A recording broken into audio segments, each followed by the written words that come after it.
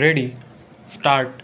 Measures for land reform will not create the necessary impact unless implementation is sincerely and speedily undertaken and the inputs necessary for increasing production are supplied on time at reasonable rates and in adequate measure, particularly to be small and marginal farmers. This will ensure increased production and better distributive justice. There is, however, little justification for confining such reforms to the rural sector only. The Monopolies and Restrictive Trade Practices Act appears to be a step in the right direction but is not adequate.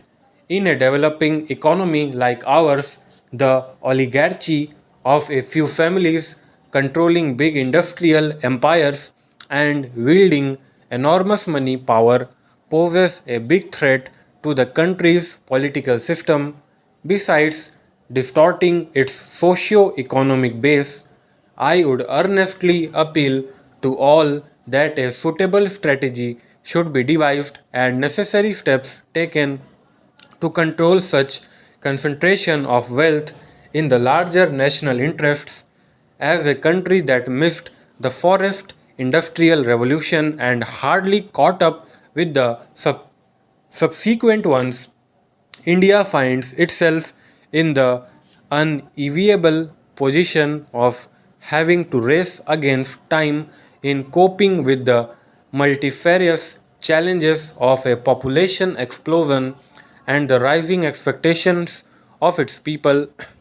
The war against poverty cannot be fought and won through a mere redistribution of the existing resources that are inadequate for feeding and providing jobs for the great mass of our people.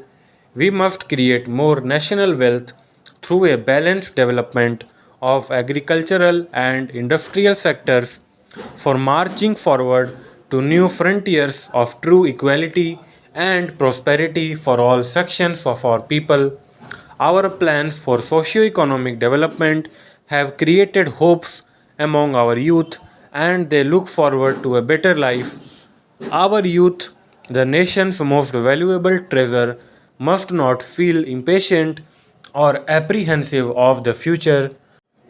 We need to effectively involve this vast reservoir of hardworking and intelligent manpower with the task of nation building, particularly in the rural areas.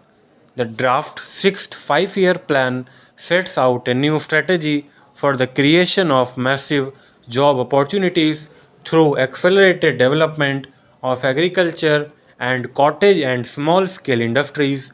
I appeal to all my fellow citizens, irrespective of their position or station in life, to participate actively in this challenging task and so assist the government in reaching the fruits of development to the people at large.